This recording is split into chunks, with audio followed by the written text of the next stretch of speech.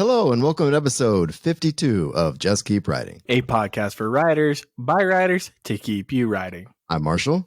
I'm Nick. And I'm Will. And with us this week is Piper J. Drake. Welcome to the show. How the heck are you? Hello. I'm doing okay. How are all of you? We are super excited to have you. We've known you for a while and we finally are getting you on our show. And we're super stoked. We have some questions to ask you and stuff, but we're just happy to have you. So welcome. So thank you.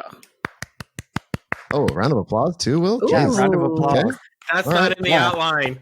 It's not in the outline, and we have not clapped for any other guests, so that might be something. I don't know. I feel so special. Listen, me and Piper text a lot lately, so we Sorry. kind of I know you already two are got in jealous. trouble for that. I know you two are jealous. I've been Yeah. getting a lot of love from Will. The two of you have let me know just how much you're willing to forget about me until there's another cruise. I'm just trying not to bother you. Will sends me text messages that you wouldn't want to. I wouldn't want to read out loud to you. So Oh, Remember, dear. my nickname is Man Bitch in all of our texts. From Will. Oh, man. There's like 50 to 60 texts every couple days going on, so it's a lot sometimes. But How do you manage that in addition to the Discord that you maintain? You know what? Discord's not really that busy, so It's compared to our mainly texting. me on Discord, to be quite honest. I'm the one who interacts with everyone the most. Marshall is like the overseer. He's like the dad of the group, steps in when he feels like, all right, kids, settle down. And Nick is there with the random, like, I'm oh my Stitch. God, everyone, I have this idea. Ooh, okay. I see. well, I'm glad we idea. summarized Let's all see of how our it is. positions in the Discord channel, Whoa. and we weren't going to talk about social media and Discord before the show started because we had Piper here, but you did anyway. So But we have go to, right I out mean- the I brought it window. up. I did. To be fair, I brought it up.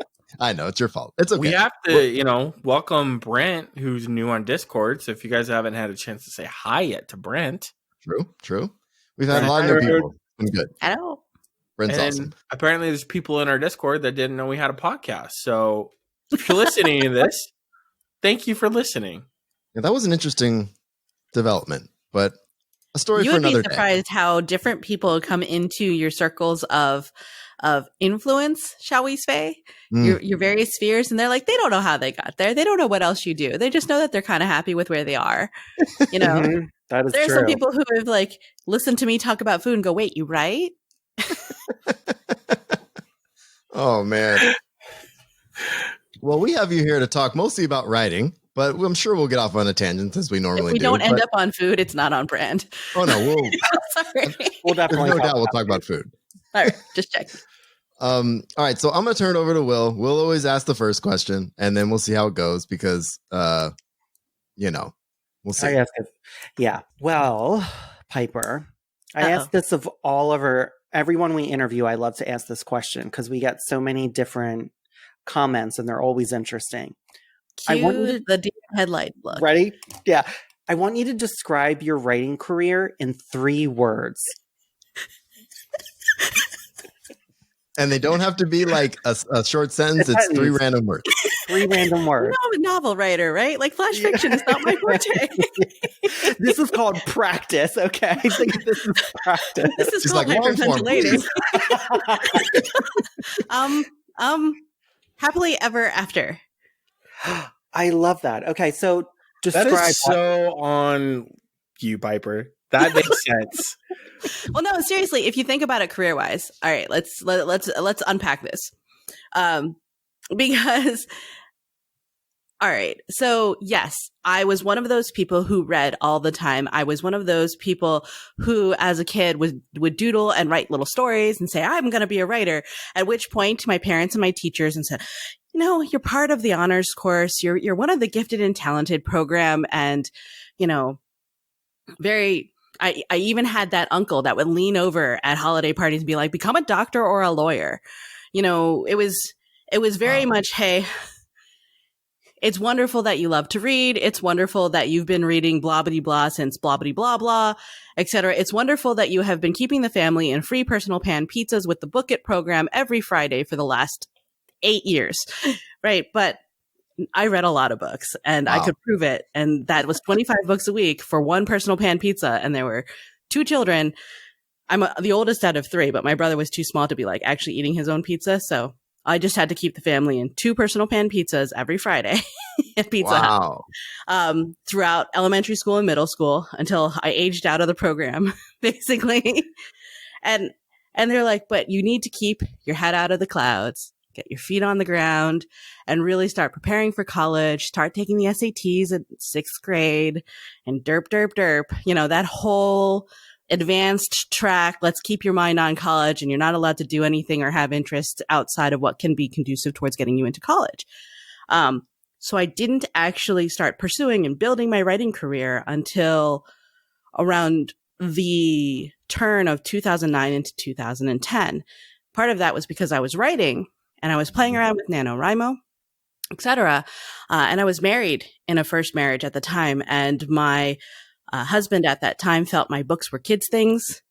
Didn't matter. My entire sci-fi fantasy collection was a bunch of kids' things, and he was no longer going to allow it in the budget. And he wanted a divorce from me, at which point he realized rather radically that I made 3 times his salary. So this whole budget thing was my attempt to make our marriage work. Since he wanted a divorce, he no longer had access to my salary. Oh boy. And which meant I had a whole lot of money to spend on books. And I decided through the course of that divorce that I was going to pursue sharing my stories. And I wanted to write happily ever afters for someone else's story, because my life at that moment was not a happily ever after. And that was okay. Right. So that was the start of my writing career. And a lot of my stories were turning out, even though I came from science fiction fantasy as a reader, were very, very much centered around the relationship. And I wanted happily ever afters for my characters, which by definition turns into a romance. And that's how I started my career.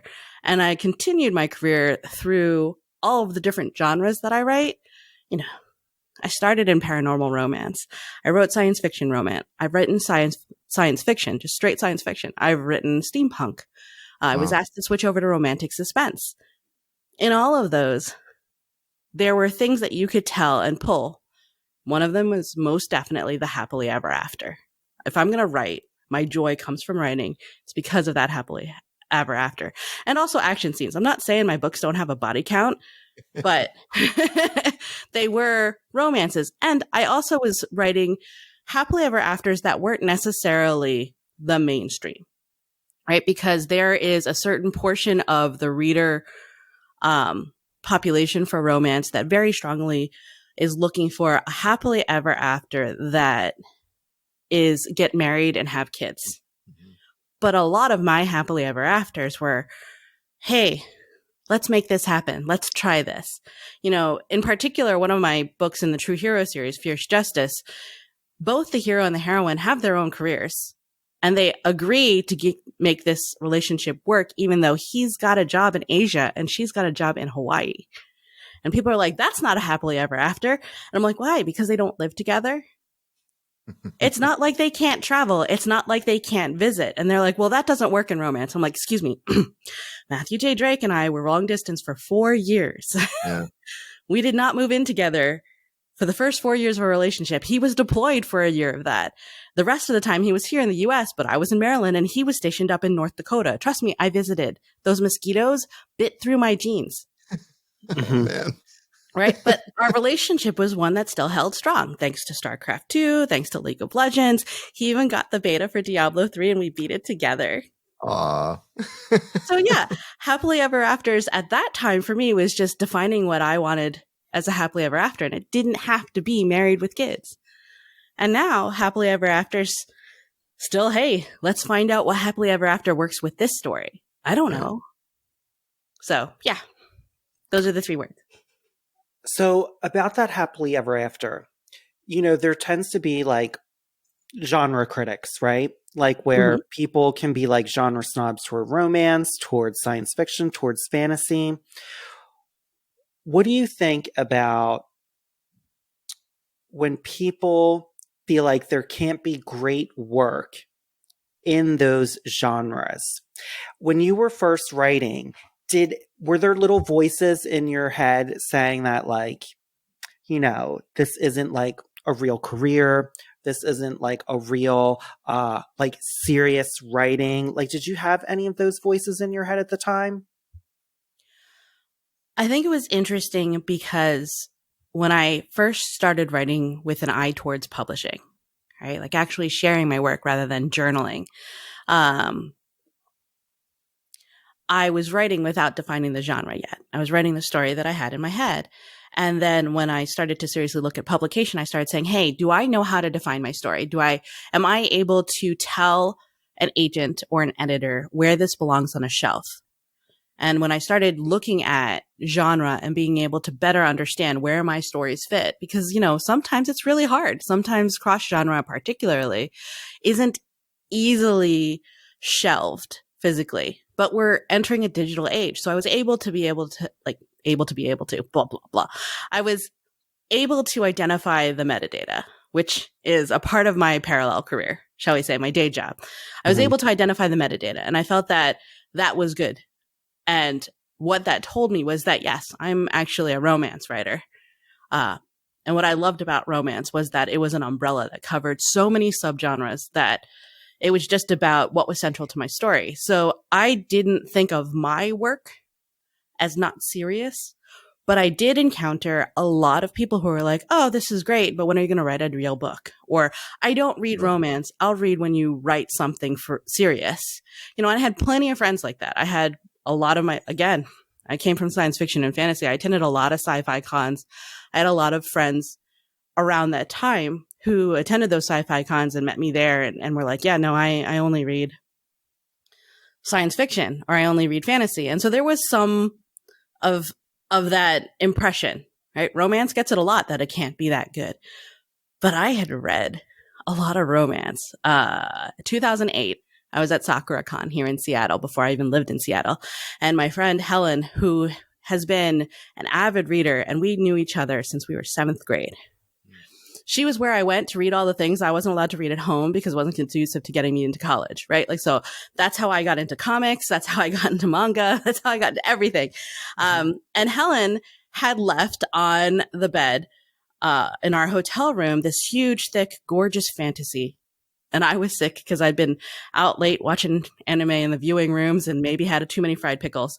And so I was calling it, you know, I was hanging out in the hotel room. So I start reading this book, and it's this sweeping fantasy.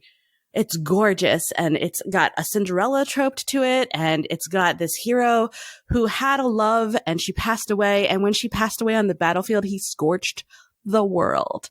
Centuries later, he finds his soulmate, and it's a different person. And he's got to figure out whether he can learn to love again. And I was entranced. I was entranced by the idea of a Terran soul, a huge, gigantic cat with wings that could breathe fire. Come on. Right? And then I'm like, hell, we got to go to Barnes & Noble. And for anybody who's been to SakuraCon, it's only a couple blocks away. I was like, I need this book. I need the next one. And she's like, yeah, sure. So we go, you know, and of course I'm like buying her food so that like it's worth going. And she's like, oh, it's over here. I'm like, veered away from the science fiction fantasy into the romance. I'm like, where am I? What happened? And she's like, duh. I was like, okay. And she's like, well, if you're into romance, I've been waiting years for you to get into romance. So here we go. And she opened the floodgates. And I will tell you, friends, if you ever approach a friend who's a romance writer, it'll happen. There are boxes and boxes and boxes of romances in their basement. They have TBRs that are 6, 7, 800, sometimes 1,000 long that they still haven't gotten around to reading to on their Kindles or their e-readers. Like Helen was actually one of those early readers back in the Alora's Cave days that was reading digital before it was available on an e-reader, right? So it was getting emailed to her computer back in the Windows, before the Windows 95 days, right? And she was reading then. Like, romance readers embraced that technology before science fiction did, I would argue. And so she just opened these floodgates. And yeah, sure, we had plenty of friends who were like, when are you going to write a real book? When are you going to write a real book? But you know what? Helen was there reading my stuff and showing me all these other romance authors who were amazing. I fell in love with Nalini Singh. And I'm sorry, once you start the Side Changeling series, once you start her Angel series, and you realize that this has so many New York Times bestsellers, you just stop counting. Head Yeah. of Baker's dozen.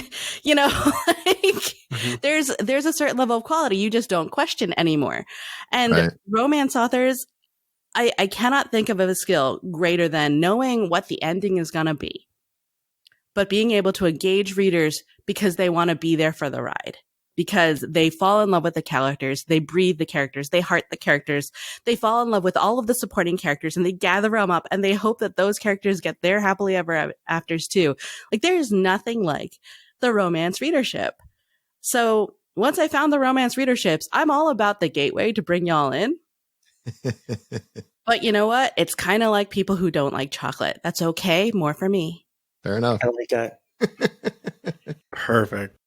I liked what you said. I liked what you said earlier, just about what a happily ever after is and what a relationship can be too. And I think, I don't know, I spent some time away from my wife, and we've been together 18 years now. And I proposed to her right before I moved to Seattle, actually, and lived there for about 7 months. And when you said video games, that's how we connected. We played EverQuest 2 together. EverCrack. Sorry. Yeah, exactly. I actually maybe sort of proposed to her through the game, but that's a story for a different day. But it's interesting to see what people think about what happily ever after actually means. You know what I mean? And challenging that, I think, is really important. So I'm glad you said that. It just reminded me of just being apart from my wife and playing EverCrack together and spending hours into the night doing that just to stay connected, you know? Well, one of the things that I love about my fellow romance authors, all of my colleagues, is that I've experienced so much inclusivity, and I'm lucky because I'm not saying that romance doesn't have to clean its own house, because it does, right? But I am lucky because the romance authors that I have had the privilege to interact with and learn from have written stories and talked about stories and set goals to write more stories that include so many other takes on what is happy, who deserves happy, and what can a future be like. You know, how are relationships structured? I mean, consent is something that I talk about in my classes a lot, and romance is one of the only places that I've ever seen it pounded into people as an absolute necessity. Yeah. Not to say that it isn't there in other genres, but I've just seen so much conscientious inclusion when it comes to that. When it comes to different kinds of relationships, from a sexual perspective, right? Like romance readers know what you're talking about when you say MMF. They know what you're talking about when you say FF. They know what you're talking about when you say FM. You know, all of those combinations and rounds, like yes, you can find just about everything that you're looking for. And a romance reader will probably, if it's not their thing, they'll probably be able to point you in the direction of somebody whose thing it is. And there's no judgment. There's just, oh, yes, or oh, no. And also no judgment if it's not for you. It's okay if it's not for you, right? DNF does not mean I hate it. DNF just means I didn't finish it because it wasn't for me. Yeah.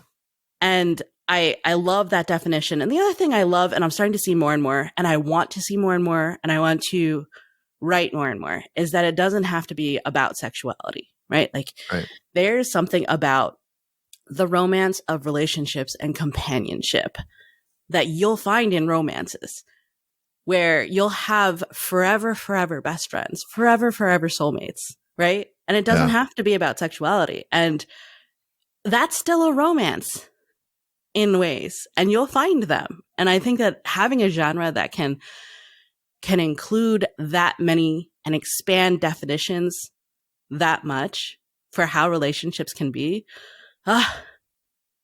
it's so worth it to be a part of it. That's awesome.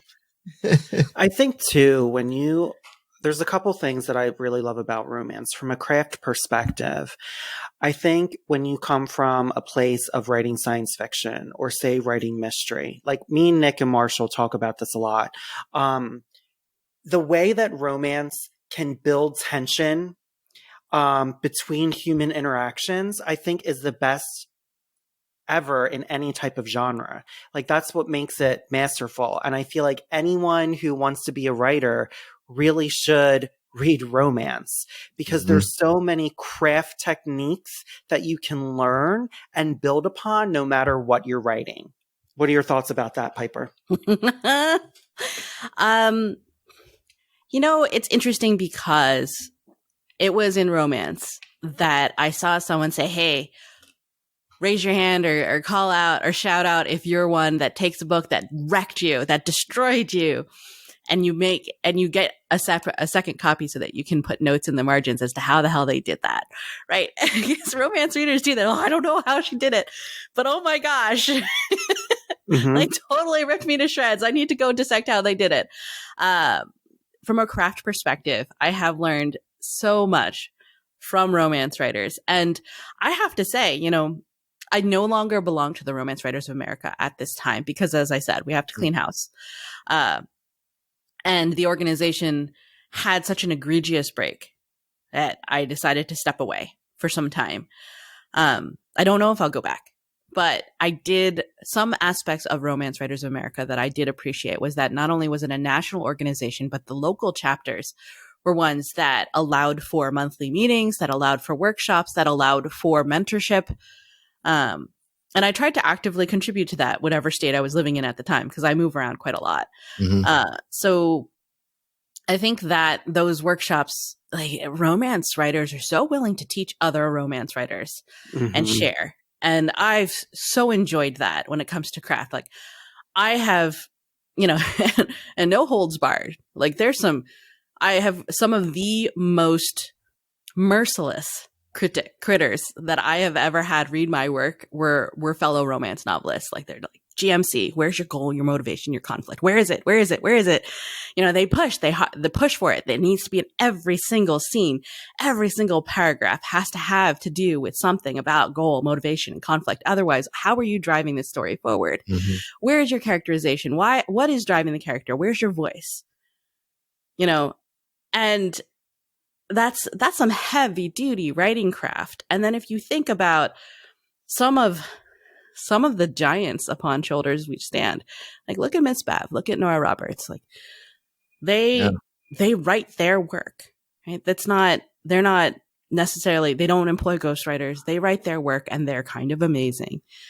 Otherwise, they would have faded away, but they aren't just amazing writers. They're amazing writers who evolve and continue to evolve. Like if you were to read something from Miss Bev from a decade ago, it's going to be different from what she writes now because she's continued to evolve and learn. Nora Roberts, same deal, right? Like think about your favorite authors and the ones that have been around for a while. They evolve. Every book has pulled something out of them and made them more. And I think that romance writers, because we write at such a faster cadence, it isn't a lower quality of book. We're actually just like constantly in boot camps. It's literally like every book is a boot camp and we are leveling up and we are hardcore speed leveling as we do so. And some of my favorite authors are the ones who are like, oh my gosh, I can't wait to take this course and learn this thing so that I can apply it to my books, right? The authors who I have found that I've kind of tapered off and not really been as interested in their writing are the ones who are like, I don't go to cons anymore to attend the panels. Like, unless I'm invited to teach, I just don't attend. And I'm like, oh, well, that's a choice. Yeah. I like the comparison to speed leveling a bit. It's interesting because, you're right. The faster cadence is interesting, but if you're constantly evolving, I mean, I've been in gaming communities for so long and it's like the people that spend the most time on the game and the most time work on the content are evolving or leveling up faster, right? It's interesting. And they're creating new ways to play the game. Like StarCraft 2, there was some crazy strategy that was going on with the people who were really in those ladders. Seriously, I was plat on the ladder at one point. I would never be again. It's not going to happen. But like there were some players that were constantly rewriting how you can win. Crazy. And it's ridiculous. It's fantastic. And I think when it comes to speed too, like I can't stand it when I hear the term hack.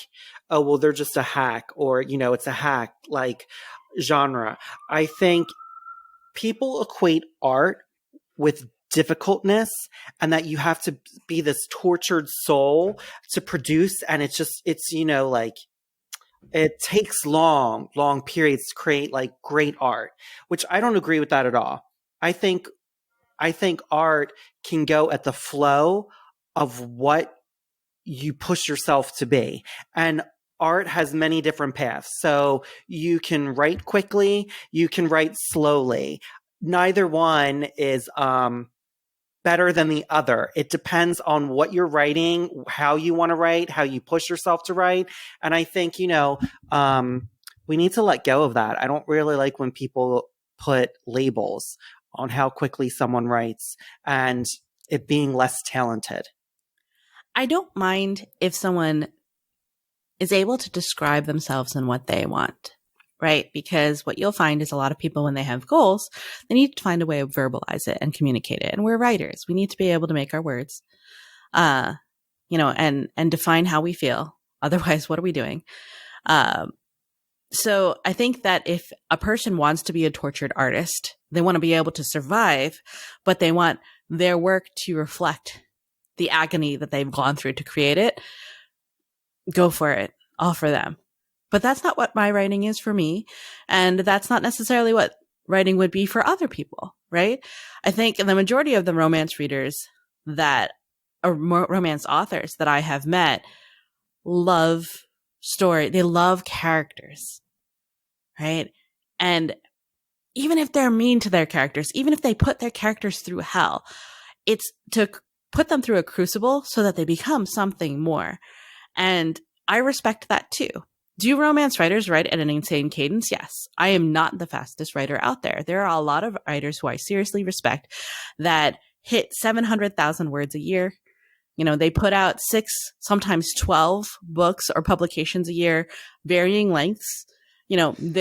I will say this about a lot of the romance writers that I know is that they know how to hustle.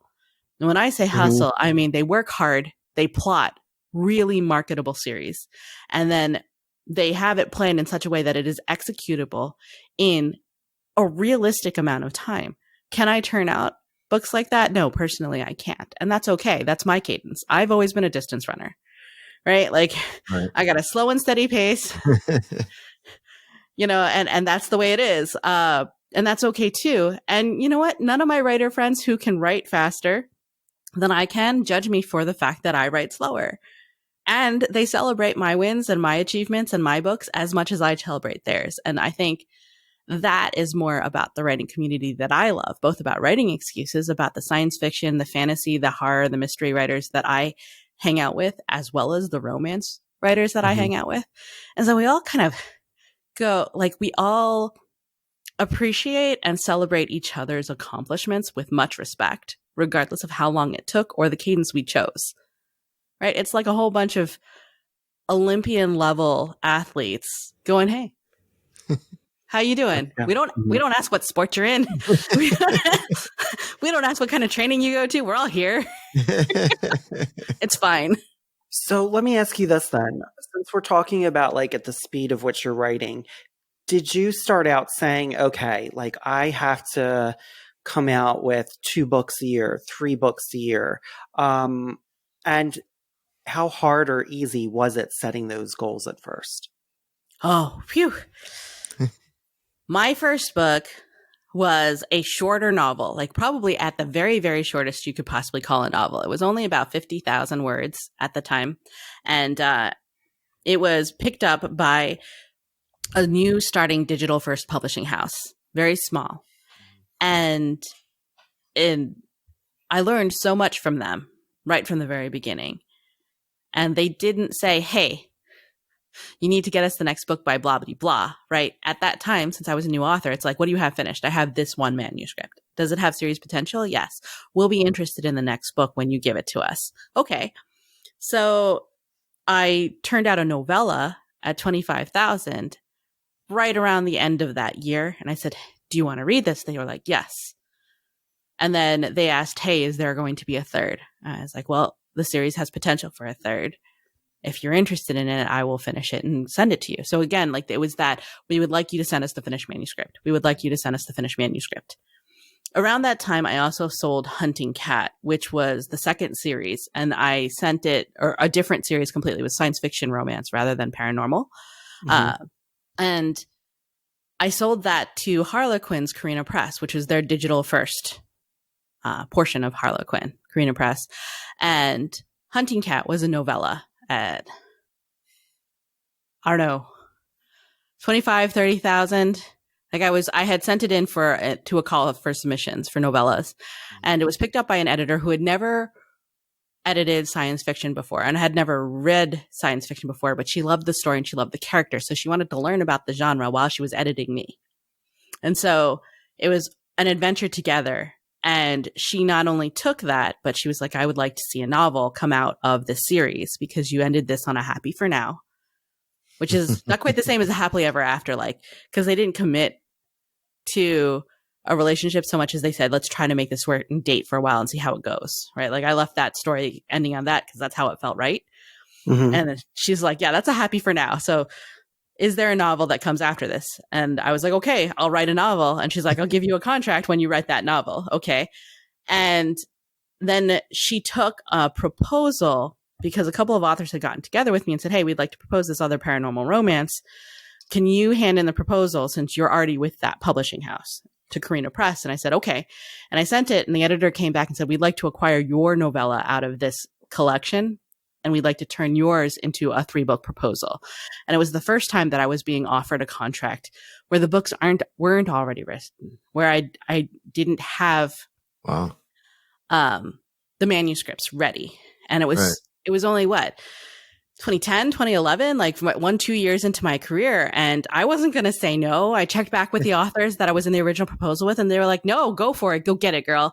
Right. Again, with that whole romance writers are kind of awesome that way. Like they didn't hold it against me. They were just celebrating the success and like, go. Because I would have stopped if they had been like, no, let's do this together. Let's stick together. But they were like, no, take it, go. And we created the London Undead series. And that was the first time that I defined in a contract, like a cadence for how fast I was going to turn out books. And they were going to be 25,000. So I tried to base it based on the books that I had written before and the fact that, I have a day job too, right. By the way.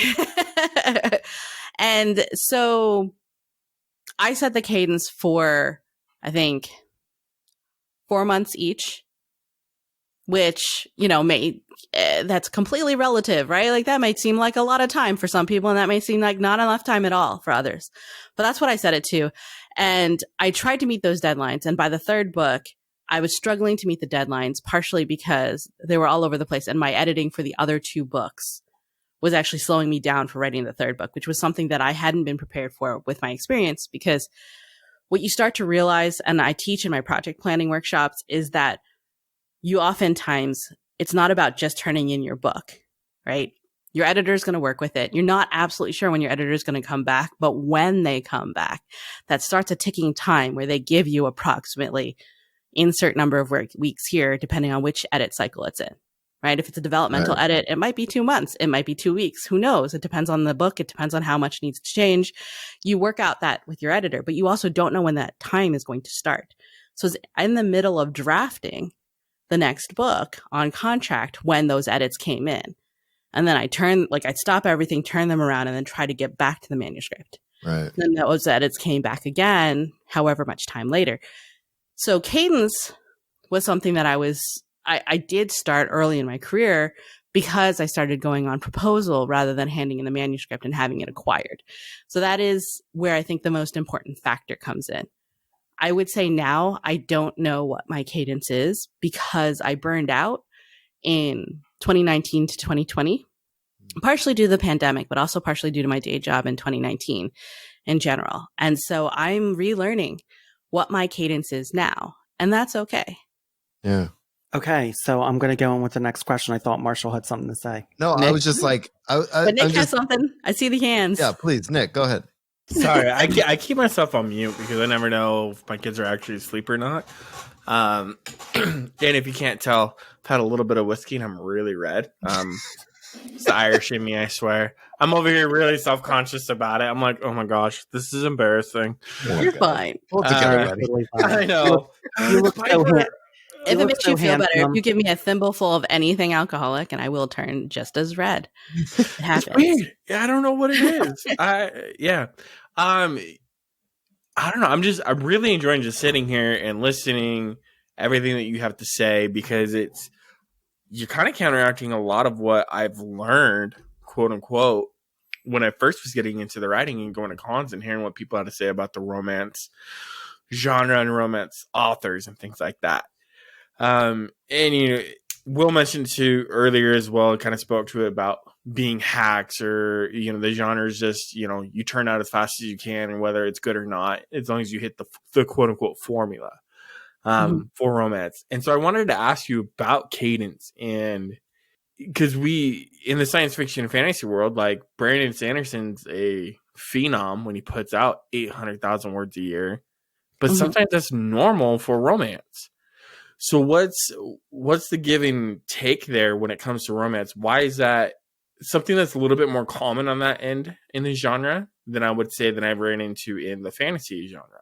That's a good question. I think that it depends on the writer, right? The authors that come immediately to mind that can write that much.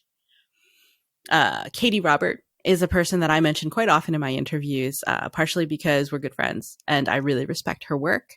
But also because, especially in the last year, if you look at her social media, she has taken such joy in just writing what delights her. And screw what you're supposed to do. I'm going to go do this, right? Like, no, Katie, don't do that. Yes, no, I'm going to do it anyway. Bye. Or she'll tweet, I'm thinking I might do this. No, that'd be unwise. 10 minutes later, I did it anyway. Here's the first chapter, right? Like, it's so delightful to watch her just be like, I'm gonna go do this thing. Bye. She just, and it's like, she will be the first one to tell you that she's a little bit driven by spite. You tell her not to, and she's going to be like, hold my beer. Fair enough. And on the other hand, it's also the fact that she's just taking such joy out of it. One of the things that she taught me, and I know she got this from somebody else, I just can't remember who else right now. I just remember she shared it with myself and a couple of other authors, is to create an id list. What delights your id? And she said that way, when you feel yourself lagging and not really sure, or like in the middle of a thing where you want to portray a thing, but you also don't know quite what you want to happen that would delight you, and you're starting to slow down, you look at the id list and see if something pings with you. So things on an id list would be one of those moments where the characters fall into a body of water and suddenly they have hypothermia. So now they have to strip down and cuddle. Right? Like, I love those moments. That's an id list thing. Or, another id list thing for me would be one of those moments where a guy, like maybe a guy, maybe a girl, whoever, a character walks in and they overhear someone else on a tear intellectually about a thing. And they just go off going, you know what? No, you have to understand something. A kraken is a cephalopod and a hydra is a metazoa. All right. It's a single-celled organism. They exist. They're tiny, but they are visible to the eye. Don't get me started. But a kraken, on the other hand, is a cephalopod, and they do have a shell. It's just a beak on the inside, the buccal part. All right. At which point, like whoever the other character is like, swing. That was fantastic, right? Like, that's an id moment for me, right? When somebody just goes off on something that's just a font of random information, but they're incredibly showing their personality, and the other person is like, I don't know who this is, but now I need to know. Sight unseen. I'm in love. Right? Like, awesome. Who is this person talking about hydras and metazoa? Come on. Right? So, like, you create this list of awkward moments or moments of accidents that you absolutely love. And you put them in a list. And if you hit one of those spots, then you're like, oh, I think this works for what I also need to portray or need to happen or need for the scene to drive the plot forward. But this moment works. And if you have them ready as delighters, right? Like, I will tell you right now, spoiler, for the paranormal romance that I'm writing right now, I was in the middle of a point where my heroine's sleepwalking. And I decided, no, she's sleep flying out in the sky. How do we get her down before somebody shoots her down? What? How did she have wings in the first place? Right. And so the hero flies up there because he's a vampire who has the power of flight. In my world, vampires may or may not, different vampiric powers for different vampires, and starts to dance with her, romantic, across the moonlit sky. Whee! And then I'm like, you know what? This is a little too much. I'm just going to have him drop her in the ocean. whoosh, splash. When that happens, and that's a part of my id list, is to like do that kind of thing where there's this breathless romantic moment and they're looking and then something else happens. Like sometimes it'll be a dog coming into the room and the girl's like, nope, because I will not hanky panky in front of a dog, and neither will any of my characters. Okay. Just like, That's so funny. so I think that a lot of these authors that I respect that can punch out these word counts, it's because they have a lot of tools in their toolbox. Yeah. They're not repetitive, but they know how to pull them when they're at a loss and they're sitting there staring at the page wondering, what do they do next? They know what their id list is, and they know how to make those situations occur. You know, like if you watch any anime of choice, there's always a beach episode. Yeah. Right? You watch any anime of choice, there's always a school trip. You watch any Yeah. anime of choice, and somebody trips and their underwear goes. Right? Like, are those tropey? Is that no, because they're tropey, but people still love it. They love that moment, and they love to see how it occurs in that story. Right. And I think that really good writers who also write fast, it's because they know what they love. They know what their readers love, and they know how to give it to them in a fresh way. All right, I love PBJ, and Matthew makes the best sandwiches ever, and he has never made me the same PBJ twice. That might be the cutest thing I've ever heard. I'm sorry. I'm just gonna. You just romance You author bluffing? me Is that into the this. whiskey, Nick? No, look. We all know Matt, Of course you do. and Matthew's amazing, and we all love Matthew him. is amazing, and just I know him, and he's going to put the effort into that PB and J every Oh, yeah. single time. I'm telling you, sometimes you eat a PBJ and you get to one corner and you'll find out he hid a little bit of honey in there. And another time you'll go through it and you'll find out that he put fig on one side and he put, like boysenberry on the other side. Wow. Or, there's like a little bite of crunchy peanut butter at the end of one corner. Like just to change the experience of the sandwich. That's a person that knows what they're doing. Yep. He is a master. He is an artist of sandwiches. I cannot tell you how, like, if he ever offers to make you a sandwich, Just say plan yes. for it to take an hour. Like, go have a snack. It's going to take a while. It's gonna take a And while. then B, it will be worth it. Just reflect back to the beginning of this interview. Yes, it did come back to food, right on brand. Yeah. Another question that I have for you too. You were mentioning cons and how you kind of stop reading authors who only go to cons to teach and things like that. In the romance world, and because they just that's what they want to do. They don't want to attend anymore. They just want to teach.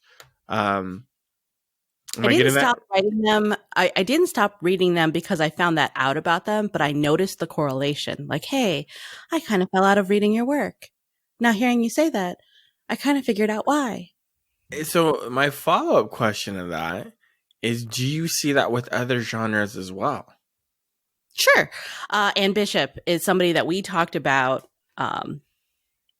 And there are some, like before we started this thing, I love Anne Bishop's Black Jewels, right? But there's a certain point in the evolution of that Black Jewels series where I don't go back and reread all of them anymore. Like I've read them all, but I don't go back and reread them all anymore because I'm kind of preserving the feels that I love, that I reread over and over about the first three novels, as well as Twilight's Dawn and the other one that's not coming to me right now, but it's another collection of the short stories, as well as, Tangled Web and, a whole bunch of those in the original kind of storyline.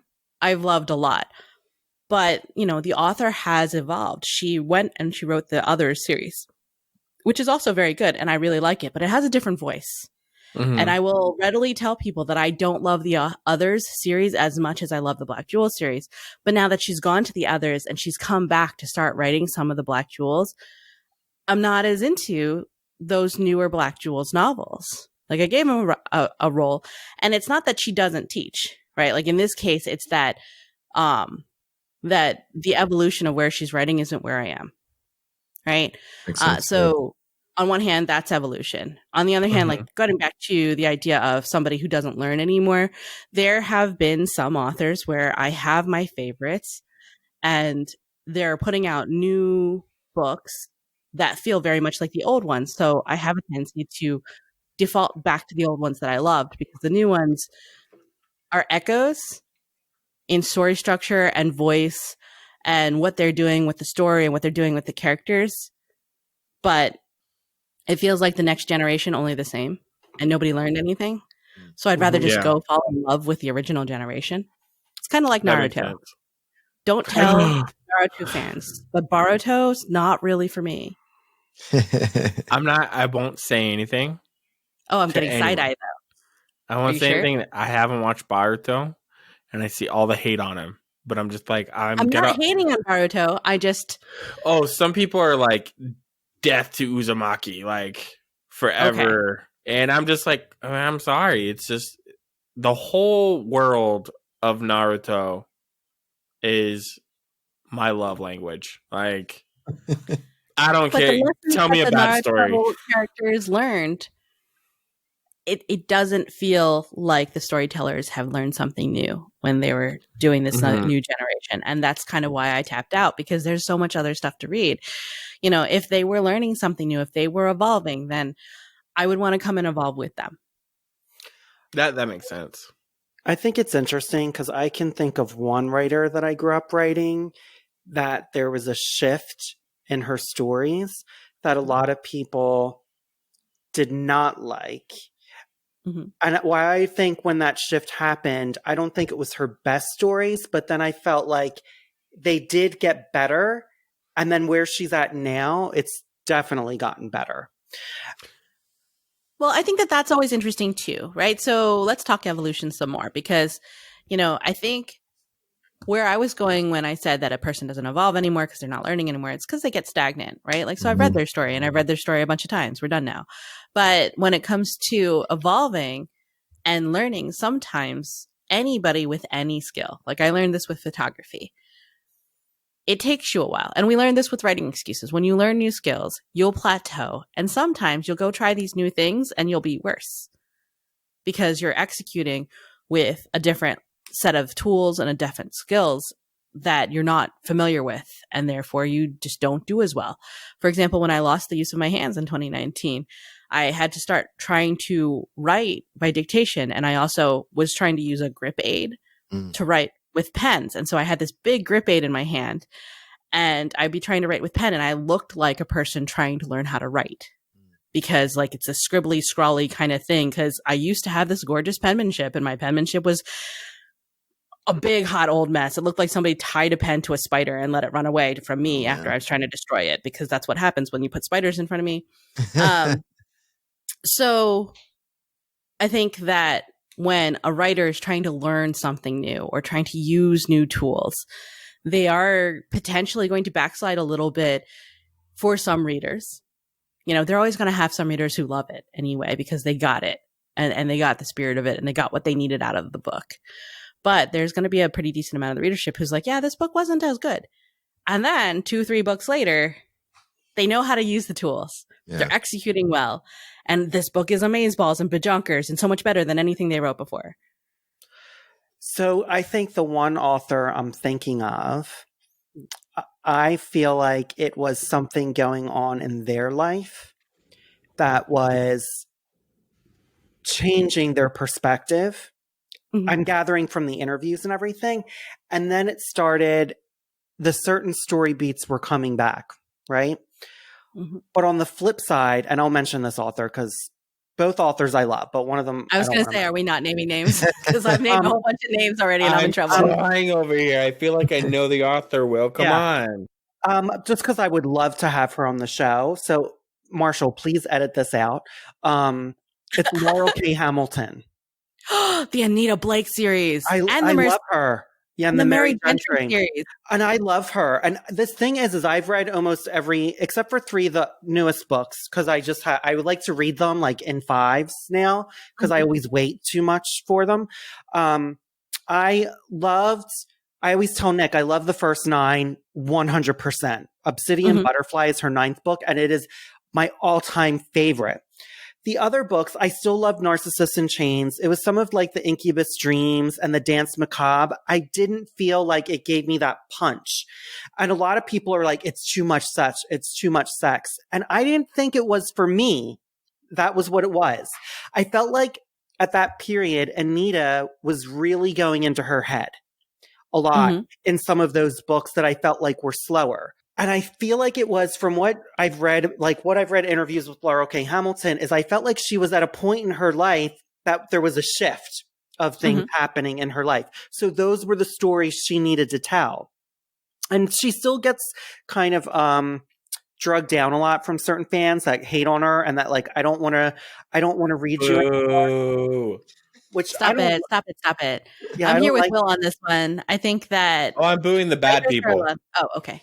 That's fine then. But Like- Will, go ahead and finish. Like, I just think, for me, for those stories, for me, I constantly read her because I do believe Anita does change and she changes slowly, which is another thing I really love. But for me, when I see her, I feel like I'm seeing old friends. Marshall, Que- you're going to say Question: Am I editing out that whole conversation or what? Because I like that. No. Whatever you just No. said. So I guess, yeah. all right, keep it. It's going to be fine. It'll be fine. Yeah, I It'll be keep fine. it because I love her. Like I met her at a writing, and this is right after I graduated. No, this was right before I graduated from my Columbia, and I had a Mhm. writing professor tell me I need to stop writing science fiction and fantasy because it's not real writing, and I was so upset. And I went to her because I knew she had the same similar program. And I said, like, I'm having trouble just writing period now. Because while I can write about stuff that really happened to me, sometimes it's really hard for me because I already went through trauma. Mm. And she said to me, she goes, you know what? She goes, is that person published in the field that you want to be in? Science fiction and fantasy? And I was like, no. She goes, yep. She goes, and she shared her experiences and everything. And she goes, so you know what? I took 2 years off and then I suddenly started writing again. But when I got up to like get the signed book to her, she got up. I was the only person she did this to. She gave me a really big hug and she said, do not give up. Oh. Keep writing because your dream will happen. And that's so true. And I just felt like it was just her energy. And she said, sometimes people don't like what I write, right? She goes, but you have to follow your path and you have to just shut out the noise because that's all that it is noise. Right. And I think that if we tie this back to kind of where this question jumped off of, right? I think that I have wandered away from the works of authors who stop learning and stop trying to evolve. Whereas I think it is also very fair to realize that everybody, including characters, evolve. Mm. And, some readers will stick with it through the entire journey because it's the right thing to resonate with them. I will tell you right now, I read the Anita Blake series right up to Obsidian Butterfly, and then I tapped out, not because I didn't like the books anymore, but because they weren't resonating with me or striking the chord that I was looking for, and I wasn't getting the hit that I needed from reading those books. And that's okay. I didn't blame the author. I didn't blame Laurell K. Hamilton. I just said, look, I need to go read something else. And that's all right too. I think that it's right up there with why I stopped running cross country. Like I wasn't getting the endorphin high I needed anymore from cross country running. So I started swimming, right? Like whatever. Right. You do what you got to do to get the feel that you want. Yeah. And I mean, Mary Gentry, I still consider Anita Blake and Mary Gentry very, very good learning. Like not just joy of reading, but I learned so much from those characters and what they went through and the choices they made and how they got to those choices and the characters around them. Like, I'm sorry, Ed, still super cool. Oh my Right. God. Yeah, totally. No, we can love them and we can tap out and then we can come back, right? Patricia Briggs is one of my all-time favorites. I was with her back when she was writing the C&M series. I discovered her when I was reading Steal the Dragon and When Demons Walk, right? So when she went to urban fantasy and she started writing the Mercy Thompson series, I went with her. But like I I was in from the fantasy. I was in from the Hurog series. I was in from all of those, like the Hobbs Bargain, right? The one-off fantasies. And so when Mercy Thompson started, I read pretty voraciously for the first 3 or 4 books. And then I tapped out for a couple of years and then I came back.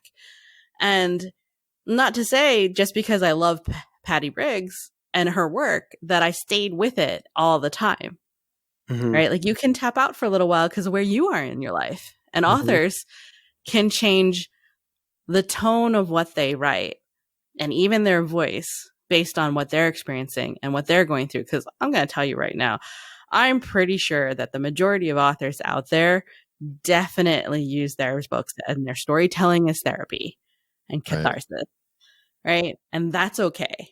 It's actually rather healthy. Way better to do it that way than other ways we're seeing certain things explode across the world today. Exactly. 100%. This is what I really wanted to talk about as well. I know we talked about, Piper, about the book that you are currently contracted on.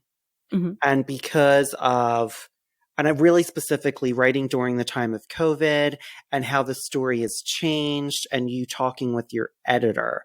So can you talk about your current work in progress and kind of the journey that it's been going through with, you know, your writing and just with like life in general and the craziness that has been 2020. Now we're into 2021. Wow. We might actually have to rewind to 2019, honestly, because the reality is that I burned out. I burned out because, gosh, if we rewind even farther, in 2016, my agent landed me 2 book contracts simultaneously, 2 3-book deals as Piper J. Drake. And I was really, really driven to solidify myself in the romantic suspense genre. So I agreed to them and we did our best to set the cadence and such so that I could deliver those books. And I did, but it was not a sustainable cadence. Like I worked my butt off for 2-3 years turning out those 6 books. And then I was extended on the True Hero series for an additional 3 books. And in 2019, in the January, February timeframe, some issues that I had with my spine really flared up in such a way that my neck, shoulders, back, all of those muscles started seizing and spasming and pinching nerves all the way down my arms until I could not close my hands around items. Like I couldn't pick up a tennis ball.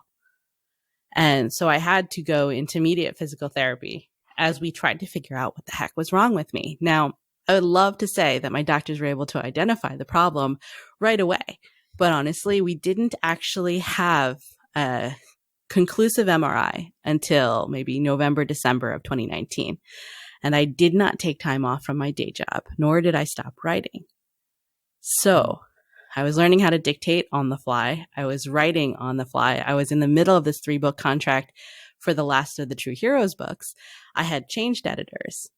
My day job was incredibly intense. I was a practice manager leading a team of very, very growing. I went from 4 direct reports to 12 direct reports through the course of that time. And by 2020, when I turned in and Forever Strong, the last of the True Heroes books came out in January, February timeframe of 2020, I had nothing left.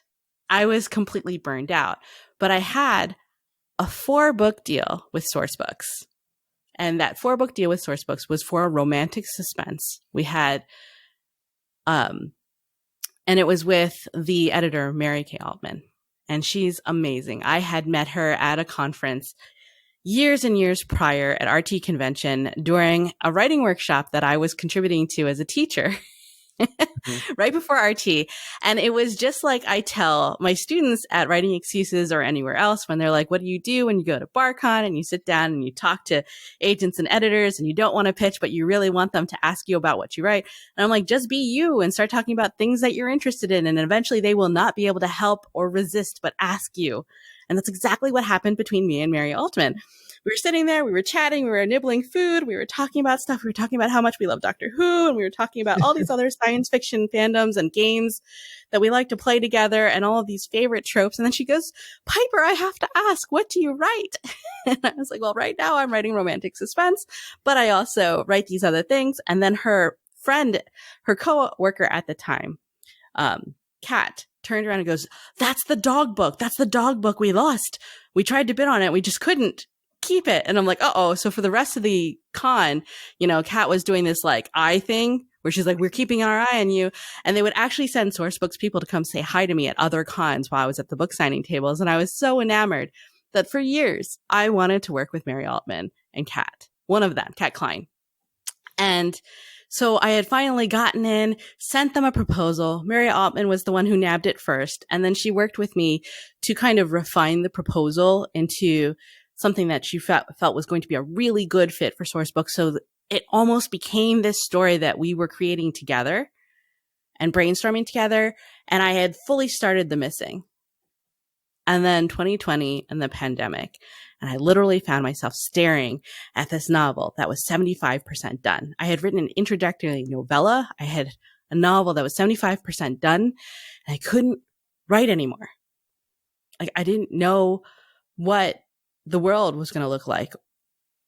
And I just couldn't write something so close to reality anymore, because The Missing was heavy duty. Like, all of my romantic suspense does include a lot of really heavy duty topics like PTSD. I include topics like human trafficking. For The Missing, what we were talking about for each of the storylines was that people were looking for people who had gone missing, either because they'd been kidnapped or because they'd gone missing themselves, because they were the lost for reasons, whether that's abuse in the home, whether that's no one in family understanding and not having found family to go to, a bajillion different reasons. And then the people who are looking for them are also finding themselves when they meet each other. Right. So there's second chances involved in those stories too. And I couldn't go forward in 2020 like that. And I spent months trying to take a break.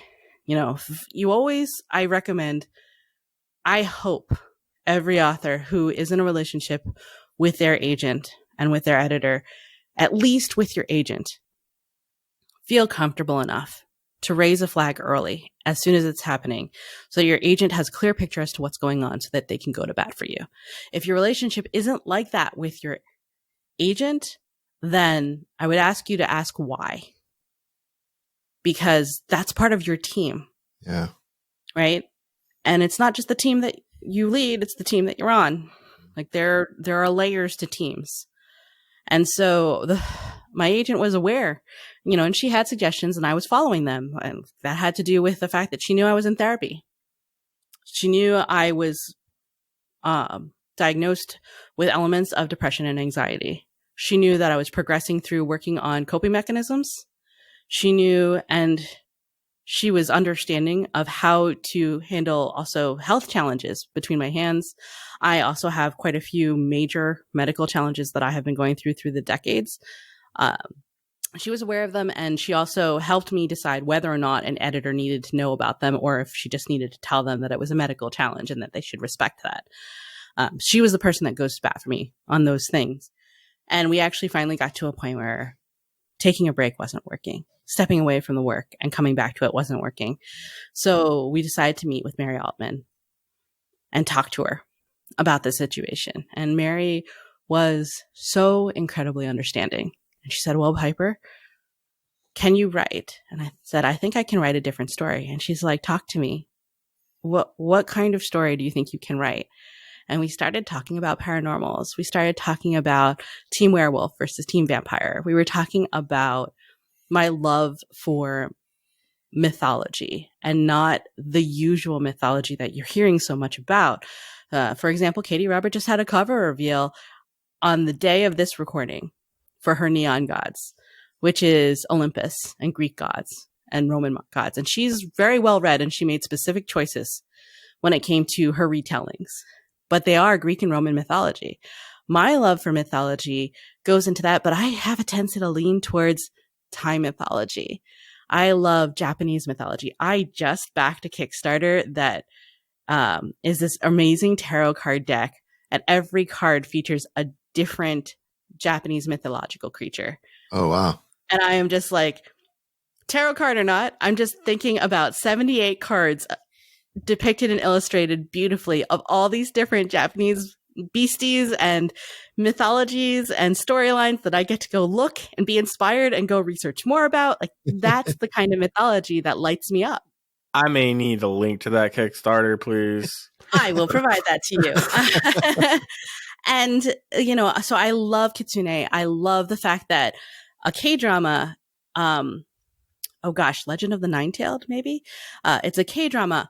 I did not realize that Korean mythology featured a type of fox, nine-tailed fox demon that is very similar, but very, very different from Kitsune in Japanese mythology. So I wanted to get into that. And so Mary talked to me about it and she said, look,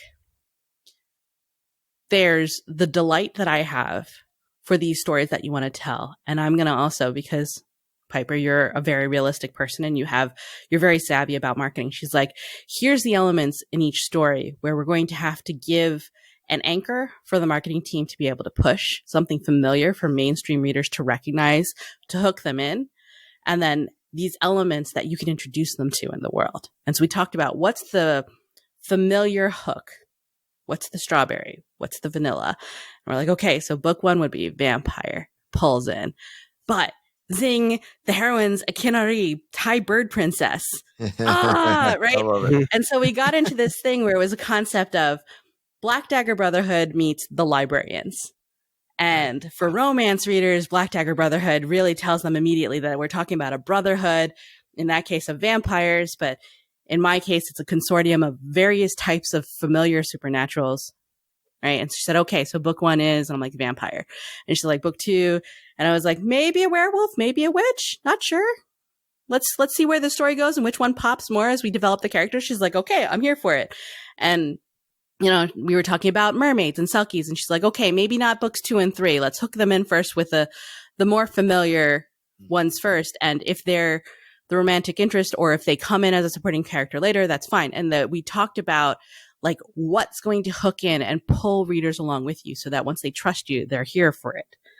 And I love that conversation. It's a very, very good, open, inclusive. She was never going to stop me if I decided, no, I don't want to do a vampire. I just want to go straight out with a kitsune right from book one. She would have listened to me. But she also offered her thoughts and opinions. And again, we brainstormed and we crafted together and we came up with this thing. And then the second thing she asked me, because she gets me, this is an editor who gets me. She goes, how fantastical are you wanting to go with this fantasy? Because it'll help me. Like, she's like, do you see this going more and more towards the urban fantasy?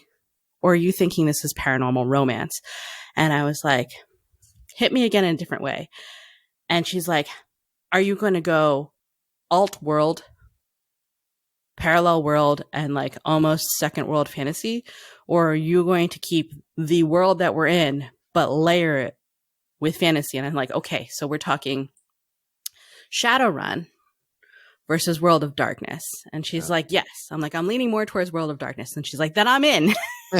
And my agent Courtney was like, okay, I lost you two there. And I'm like, yeah, but that's why me and Mary have been dying to work with each other. Right. Awesome. Mm-hmm. So what we're doing is I'm writing this paranormal romance. And she said, you can have the missing. The missing is yours forever. Don't feel like we're going to give it to somebody else. When you're ready, you can write that romantic suspense. But for now, we're going to change and amend the contract so you can write this paranormal romance series. Turn it in, and we're going to start from there. And she's like, I think it has a lot of really, really good bones. It has a really good set of concepts. It's still new. It's still you. It's still the voice that you have. And she's like, and I believe in it. And that is the dream interaction that you want to have with your agent and editor when you hit writer's block to the point where you cannot deliver. Now, granted, she could have very much within her rights said, look, contract's broken, you can't deliver. Mm-hmm. Come to me with a finished manuscript and we'll consider a new contract. Right? Mm-hmm. Like, she could have done that. She could have. And that would have been fair. And no harm, no foul. I would have respected that. But the thing was that I had enough faith to come to her and talk to her and say, what can we do? Mm-hmm. So I will not tell every writer out there that that's a possibility. But the sooner that you give your agent a heads up and the sooner you give your editor a heads up, the sooner they can think about what they can do to work with you. And they can also be really honest within themselves and within their company and their business. Why do they want to work with you? Yeah. What do you mean to their portfolio? Because this is a business.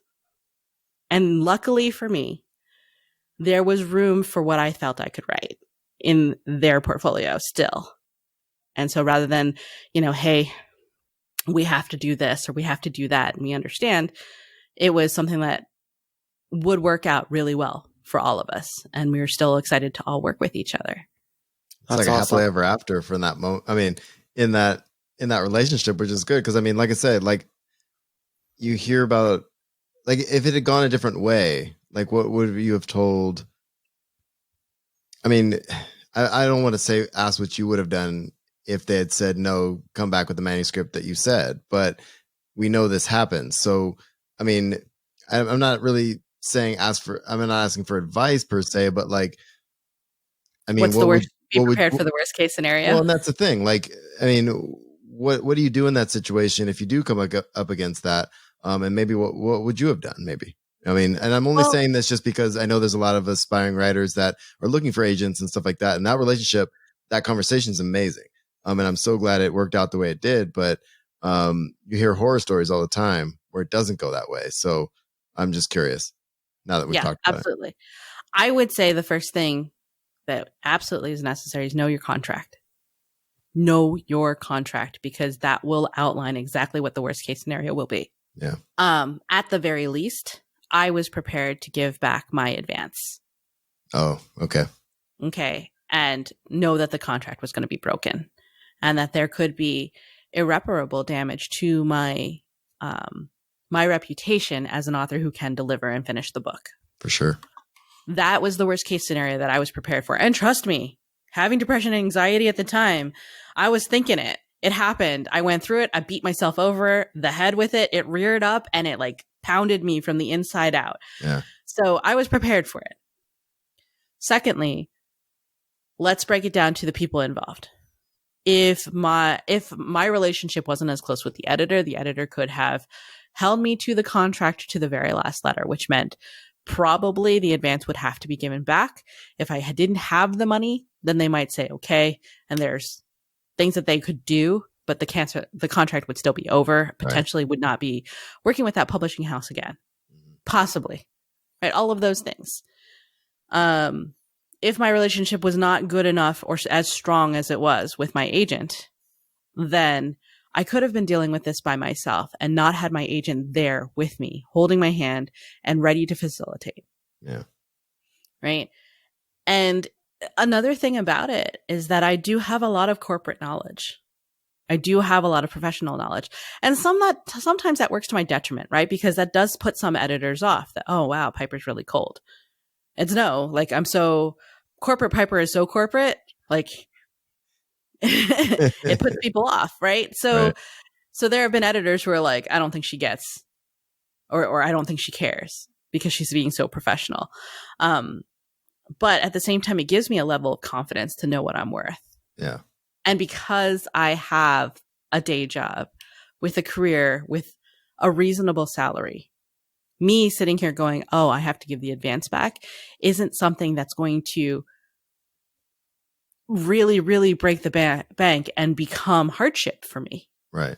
Whereas that could happen to other authors, right? Like romance isn't a genre where you see advances all the time. Okay. A romance contract doesn't always have an advance. And a lot of times, as compared to other industry genres, other speculative fiction genres, the advances are lower. That doesn't mean it's not going to hurt. Right. So you have to be prepared. I'm not going to say that I had it in the bank and I didn't spend it, but I would have been able to pay it back. Right. Whereas another author, that might be a source of panic. Like, how do I pay that back? But it is what we do as artists and professionals to say, hey, like if I've been paid for this thing in advance and I can't turn it in, then I got to be able to give the money back. For sure. Yeah. And that's fair. Mm-hmm. How, hopefully, you could seek with the editor and the publishing company a reasonable amount of time to be able to pay that back, or some other way to make that appropriate, whether that's royalties or something else. For sure. So, Will, do you want to get down to our last couple? Is there anything else that I just have two more, and I'm two more, and I'm done. Okay. Okay. I just want to make sure You're we're done. we're You're on the done same with thing. me? He's done we with you, still hang Piper. I on, can Talk. tell. I am not done with you. How dare you, Will? Please. How I dare could, you. I could talk to Piper all night. You two can sign off, and me and Piper can Oh chat. boy. See you, boys. How is the writing going now that you're on track with this new book? Oh my gosh. I missed it. All right. So here's the thing. I was never Team Vampire before. I Mhm. was not a Twilight fan, although I did read the books, and I have to give a distinct nod to the author for being able to write in such a way that I had to turn the page to find out what happened next. Much respect for that writing craft. But Yeah. I was not actually a fan of the Twilight series or the characters, and that's fine. Yeah. But when it came to like the Vampire Diaries or the originals or any of those TV series, You watched True Blood? I did watch True Blood, but I read True Blood first. All right. Okay. I was not Team Vampire. I was very much a shapeshifter girl. Like, give me a warm werewolf any day. And I was already a fan of Nalini Singh's Side Changeling series. And those shifters, men, women, yes. Right. So I did not anticipate that my first hero was going to be a vampire, but it just really, really fit and worked with the kind of attitude and like I'm not particularly good at the morality chain character yet, but Heart of Obsidian by Nalini Singh is a great morality chain character where you have a hero who's not a hero. He's not heroic in any way, shape, or form. In fact, he's incredibly overpowered, could destroy the world. And the only reason why he does anything good is specifically because he loves a specific person. And therefore, anything good he does is to either make that person happy or keep that person safe. Otherwise, y'all can go float out in the void. Like, that is a morality chain character. And I kind of wanted that cold, I don't care attitude. And I found I could manage it better with a vampire. So I had to go and fall in love with vampires again. So then I'm watching Underworld and still like, no, Team Werewolf. Those werewolves are way hotter. Oh, I love the Underworld stuff. Great. And the vampires in Underworld. I even watched a documentary on White Wolf and like and how the role playing game was put up. I was a World of Darkness player. I was in a couple of campaigns for that. So I was going back and I was remembering, like, what did I like about vampires? What do I want my vampires to have? And that kind of going back and digging was a lot of fun for me. I did go back to watch Interview with the Vampire because I was way back in college when that first came out. And I have such a theater story. I was in West Side Story in college when Interview with the Vampire was playing at our college. And, oh gosh, what's her name? In the theater show, I think it's Consuela, who sings the song Puerto Rico. Not Anita, but it was Consuela, right? Like, so Consuela in our theater group, she just turned 21 and she announced at a theater party the night, like during Hell Week, right before we were all supposed to start the show, that she, instead of getting hit 21 times by her friends, wanted to get bit 21 times. And theater people being what they are, and I was just yoinked in as a dancer. Okay, I wasn't a theater person from high school. All of a sudden, like, Anita jumps on Consuela and starts sucking on her, giving her the world's biggest hickey on her neck, and everybody dove for everybody. And the next day, we were using Pancake to cover, like, no one had less than 5 hickeys on their body. So Interview with the Vampire has a special place in my heart from the theater days. And then, of course, Queen of the Damned. Also for reasons. The movie? Yes. That was the first movie I ever worked on. Oh my gosh. I was You just worked like, on that, Will? what? Yeah. I was in Australia. I was just like, what the heck? And so I was just getting back to over and over again, like, what are things that I like about vampires? What vampires do I love? Like, I love Stefan from the Mercy Thompson series because he's the soldier. And I'm like, yes, I have a thing for soldiers. We can tell I'm with Matthew J. Drake, right? Like, I have a thing for soldiers. So I was crafting my vampire this way. And then I was like, the foil for him is this Kinari, this bird princess. And she's a dancer. And she's also a bit of a librarian, like a historical Asian studies person. And, you know, I kept thinking about Fred from the Angel series. kind Oh, of. yes. Yes, right? Like I was like, oh, Yeah. but like she's Thai American, but she's kind of got that really gorgeous, unconsciously gorgeous way. But instead of Fred, like who was a little bit awkward, she's a dancer. And so like we got into that, and then I was like, what mythology do I want? I'm like, gotta grab the red shoes.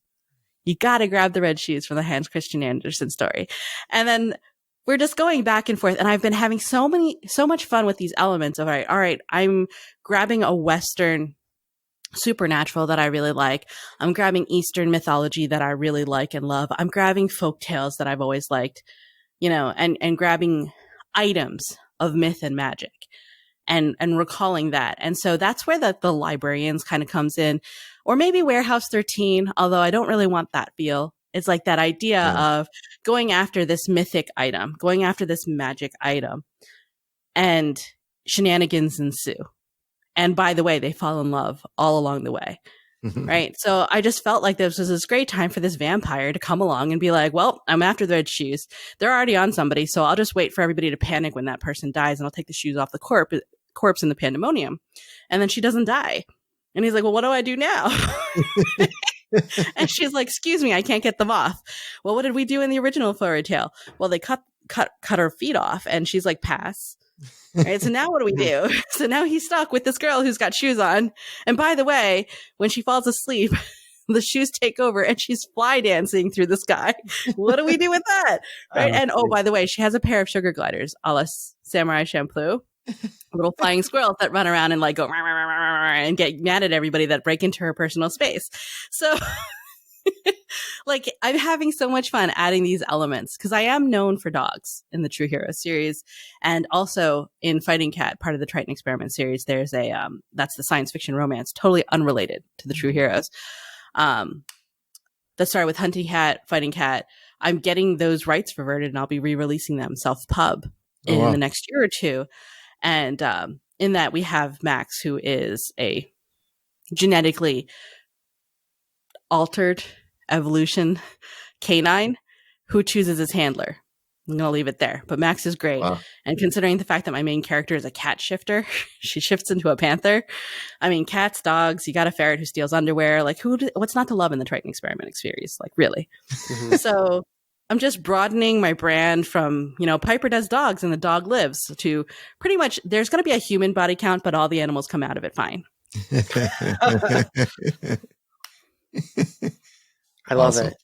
So my last question is, what keeps you writing? Especially when I can't use my hands.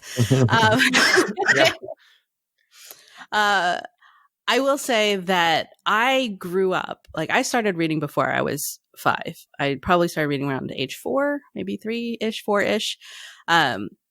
Because my mom would start reading the Laura Ingalls Wilder series, and then I started page by page reading with her. But before that, she would tell me all of this mythology, all of these folk tales, because my mom the Piper Mommy is an avid reader. She's an incredibly avid reader, and she's that person that goes, oh my gosh, I want you to read this. Let me tell you what I loved about it, and proceeds to tell you every story beat that was awesome, plus every great id moment that she absolutely loved that made her fall in love with the characters. So now you don't need to read the book because she's told you the book, including all of the good pages. And she remembers the page number. Like, seriously, wow. That's what happens. Like, buckle up. It's going to be an hour and a half while she gives you the summary. And it's not the Cliff Notes version, right? So my mom is really an oral history of everything she's read and loved. And that's the way that I grew up, listening to stories, especially Thai mythology, but also a lot of other mythologies that she really got into.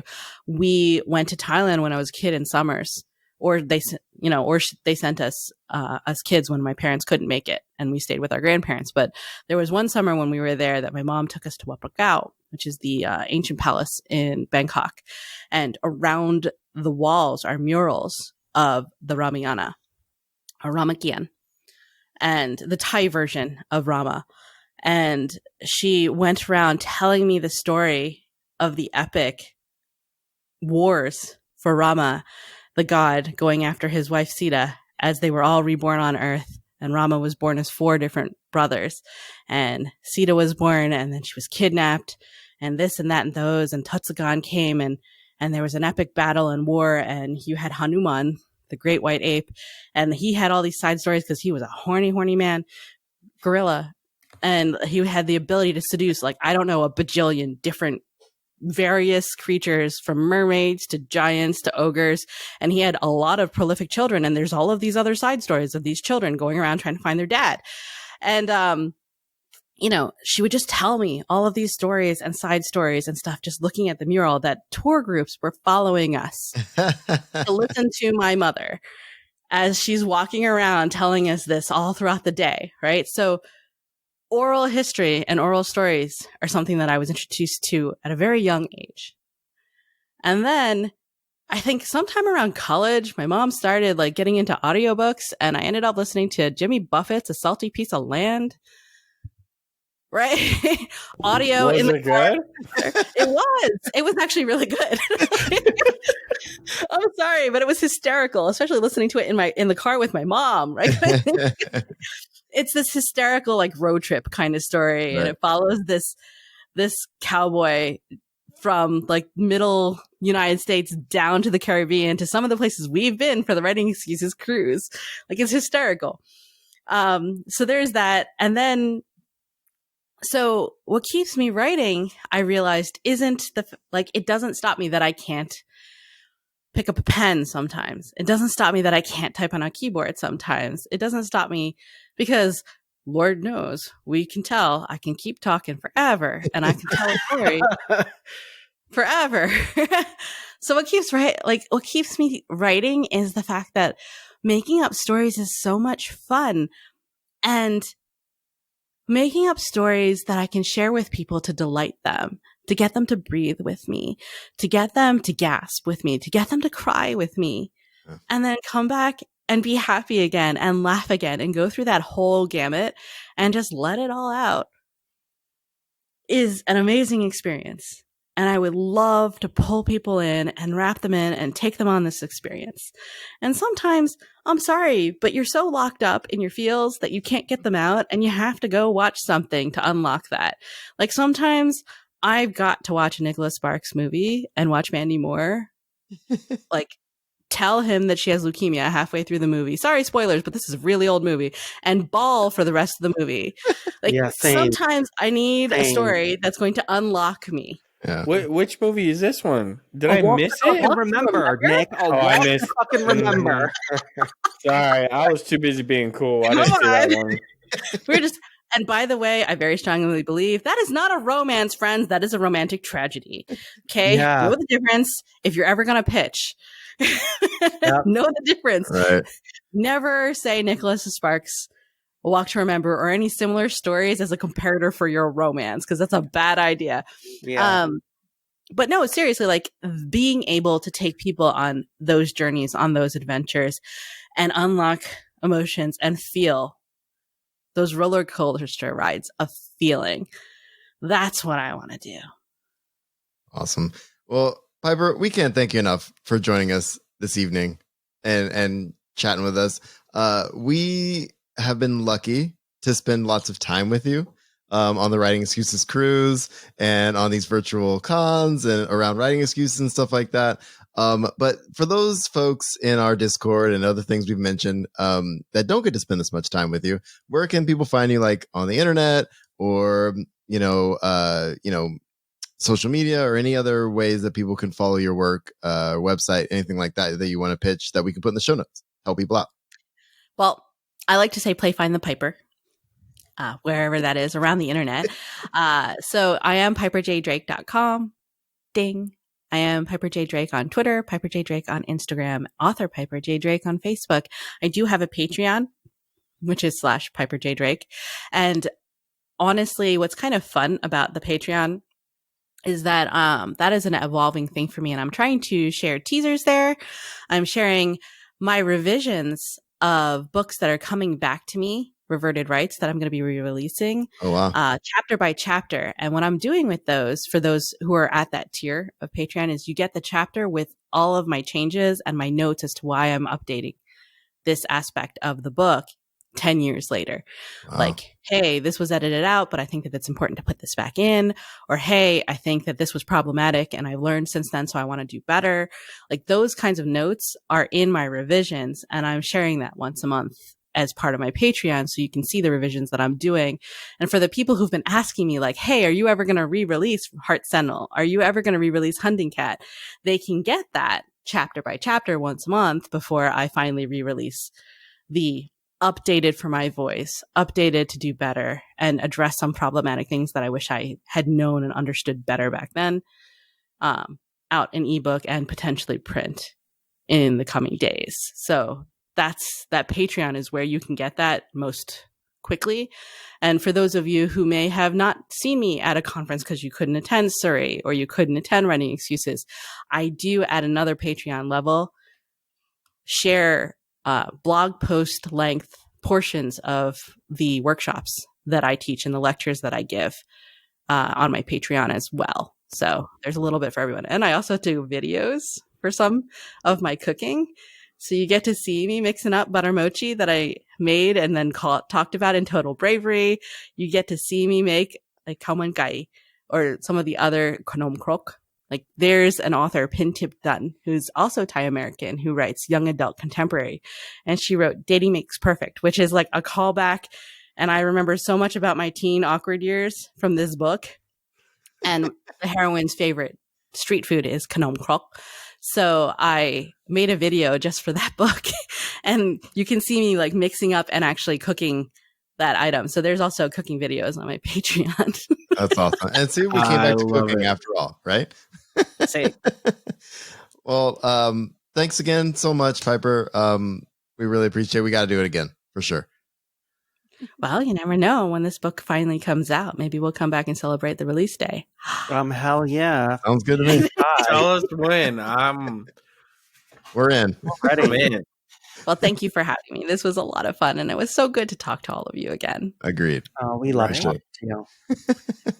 This has been Just Keep Writing, a podcast for writers by writers to keep you writing. Check out our website at justkeepwriting.org. You can find links to our social media and Discord channel in the show notes, as well as any other links mentioned during the show. If you want to support the show, the best way to do that is patreon.com/justkeepwriting. Thanks for listening. Now just keep writing.